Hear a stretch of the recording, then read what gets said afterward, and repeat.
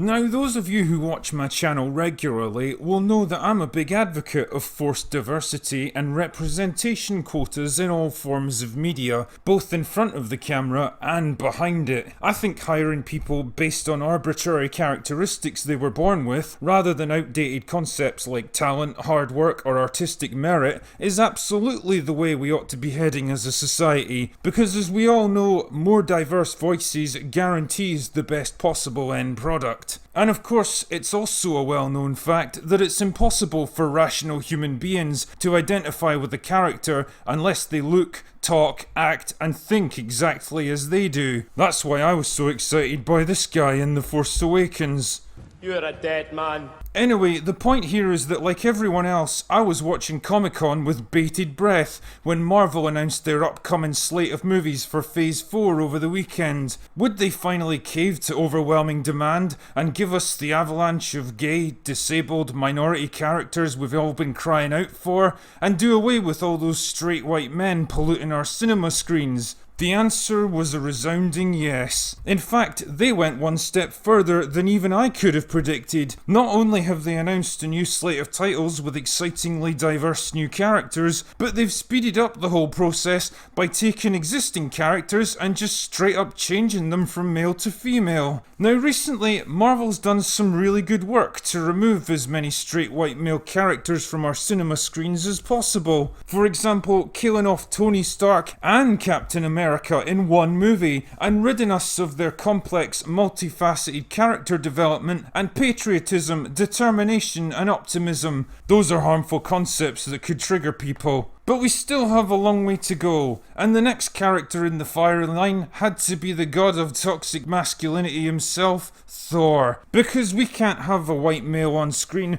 who's stronger and more powerful than his female co-stars, because that would send the wrong message to the boys of today. It's high time we dealt with this problem. And deal with it we have. I was so excited that I was literally shaking when Marvel announced that Natalie Portman was going to be returning to the MCU, not only reprising her role as the most fascinating and dynamic character in the series, Jane Foster, but that she'd actually be taking up the mantle of Thor himself in his next movie. It's genius, really. Thor is literally being written out of his own story. This was both exciting and surprising for me in equal measure, because I thought Natalie Portman had walked away from the MCU years ago, and she's in the peak of her career right now. She's gone from blockbuster to blockbuster since leaving Jane Foster behind, so it really is remarkable that Marvel were able to get her back at all. And I don't know about you, but one of my big criticisms of Chris Hemsworth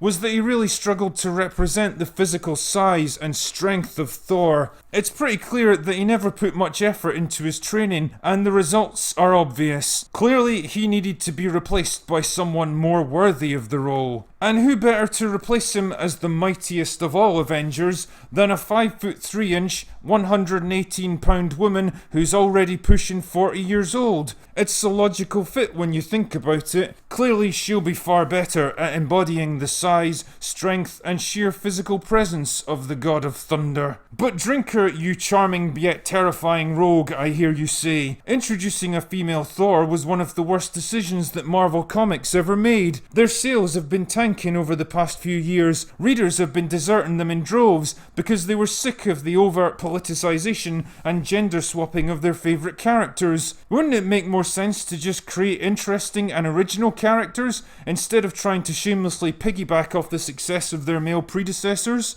Isn't it kind of disrespectful both to the integrity of the character and to the original creator to alter a fundamental aspect of their creation for no other reason than to perpetuate the mistaken belief that anyone can be literally anything they choose simply because they want it?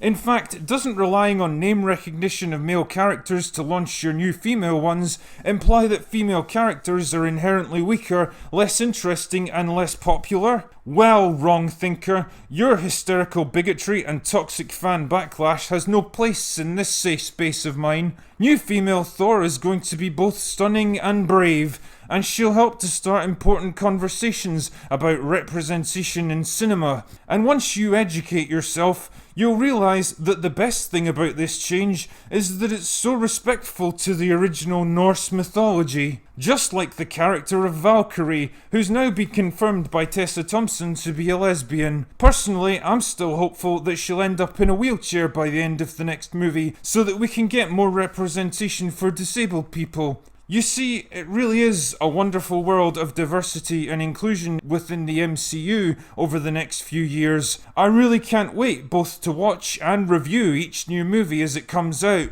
especially because I want to build a new summer house for my garden, and I'm quite sure the new, diverse MCU will be just as successful as its comic book counterpart. And that's all I have for today. Go away now.